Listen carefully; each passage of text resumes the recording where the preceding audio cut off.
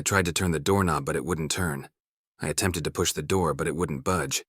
That's when things took a strange turn. A series of loud, peculiar noises emanated from inside the room, the sounds of someone moving about. Amidst these noises, eerie laughter echoed.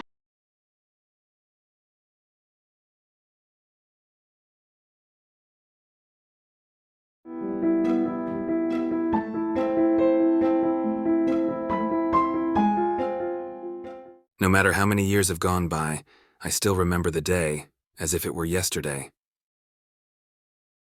One day during the first semester of my second year in high school, as the final exams approached, my friends and I gathered in my room, secretly using the computer without my mom's knowledge while pretending to study. We were engrossed in a rather vain debate on Instagram about who had more followers when an unexpected friend request message popped up on the screen. It was Deborah, a new member of the art club from our school, who introduced herself and expressed a desire to make new friends. She had transferred from another school and wanted to reach out before the club activities began the following week. Naturally, I checked her Instagram profile, and her profile picture was undeniably cute.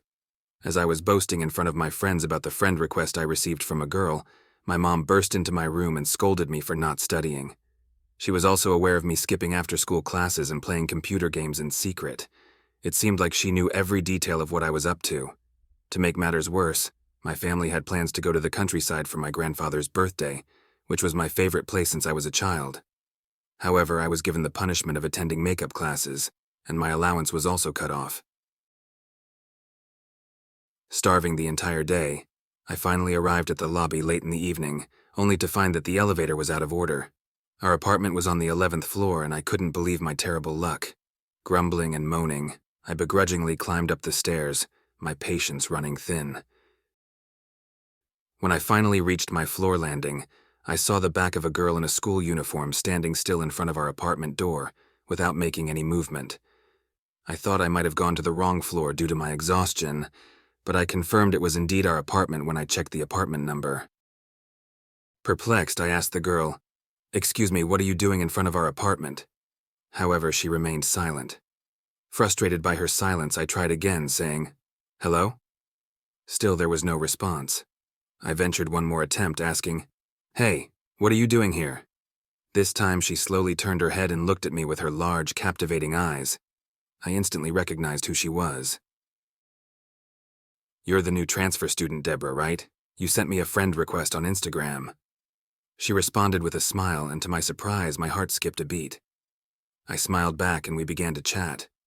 But something about the situation struck me as unusual. Why was she waiting in front of my apartment? And how did she know where I live? It turned out that she lived in the apartment directly above mine. She had seen me getting off the elevator, and now she had forgotten to bring her keys when she left her apartment for school. So she decided to wait at my place until her parents arrived. The problem was my family wasn't home, and I wasn't sure if I had the authority to invite her in. She explained that she had no one else to turn to, being new to the area and not knowing anyone. It felt awkward bringing a girl into our apartment, especially considering my conservative parents who didn't trust me. The situation was far from ideal. While it felt a bit uncomfortable bringing a girl into our apartment, I couldn't just leave her standing out here for an extended period. So I agreed to let her wait at our place until her parents arrived, which was expected around 9 p.m. I tried to act normal, even though this was the first time I had been alone with a girl, creating a mix of interest and awkwardness. Sensing her discomfort, I suggested she sit on the couch as I tried to turn on the TV. Then, to my surprise, she began to roam around our apartment without a word, inspecting every nook and cranny, the living room, the kitchen, and even the bedroom. Her exploration halted when she reached the door of my room. "Can I go inside here and use your computer?" I hesitated but let her in, thinking it would be better to be alone than to sit awkwardly together. So I sat on the couch in the living room, lost in thought for about 10 or 20 minutes. Suddenly, it dawned on me that I should offer her something to drink. I grabbed a drink and knocked on the door. "Deborah, can I come in?" I tried again, but still no answer. Left with no other option, I announced my entrance and cautiously pushed the door open, only to be met with an unsettling scene. She had said she wanted to use the computer but was instead staring at a blank monitor screen. I thought she didn't know how to turn on the computer. As I approached to assist her with the computer, she abruptly turned, forcefully pushed me out of the room and locked the door. A few seconds passed as I tried to figure out what had just happened and why she was behaving this way. I tried to turn the doorknob, but it wouldn't turn. I attempted to push the door, but it wouldn't budge. That's when things took a strange turn. A series of loud, peculiar noises emanated from inside the room, the sounds of someone moving about. Amidst these noises, eerie laughter echoed. I was irritated by her behavior and quickly dialed her number.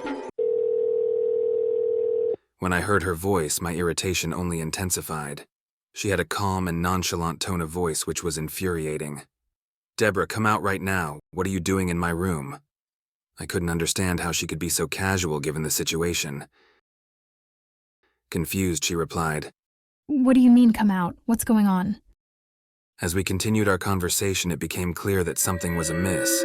I asked her, "Where are you right now?" She casually replied, I'm at home. The silence that followed was filled with tension as she contemplated something. Finally, she asked, Where's your apartment? "Right below yours," I replied. She hesitated for a moment and then asked with trembling voice, So you mean I'm in your apartment right now? Oh no, it must have followed me all the way to here. Desperate to reconnect, I called her again but received no answer. The mysterious noises persisted, with occasional eerie laughter punctuating the air. I was utterly baffled by the situation, but one thing was crystal clear. Whoever was inside needed to leave immediately. I shouted, "Get out!" as I pushed the door with all my might, eventually gaining entry to the room. However, to my astonishment, the room was empty, completely devoid of anyone. I hesitated and took a step back, but then my gaze was drawn to something chilling.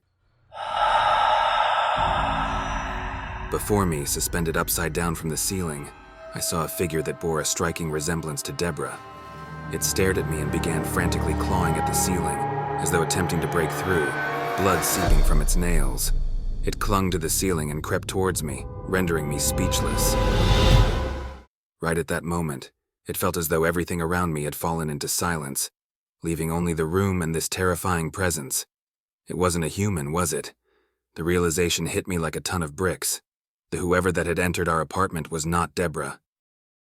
Without a second thought, I raced upstairs to Deborah's floor.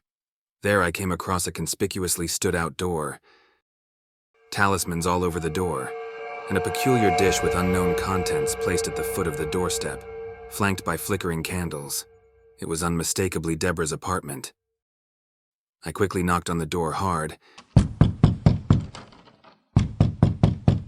and a middle-aged woman opened the door. "Is this Deborah's apartment? Someone was at our place a little while ago, claiming to be Deborah, and then she vanished. Can I check if Deborah is okay?" But at that moment, I heard a scream from inside the house. The startled lady rushed back into her apartment, and I followed her. Inside the room, I saw Deborah, who was visibly terrified. Her room was right above mine. Deborah had been on her knees, begging the empty space in the air to leave her alone. She pleaded with both hands, then finally fainted.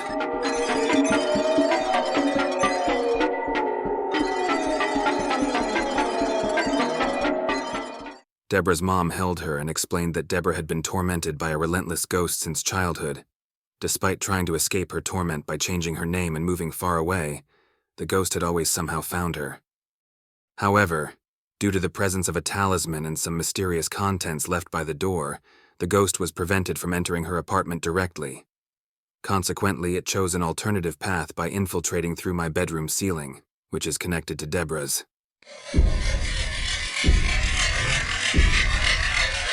The clattering and banging sounds were the ghost's attempts to break through my apartment's ceiling in order to reach Deborah. I never saw Deborah again after that day. She left as if fleeing to a different place, perhaps in search of freedom from her haunting fate.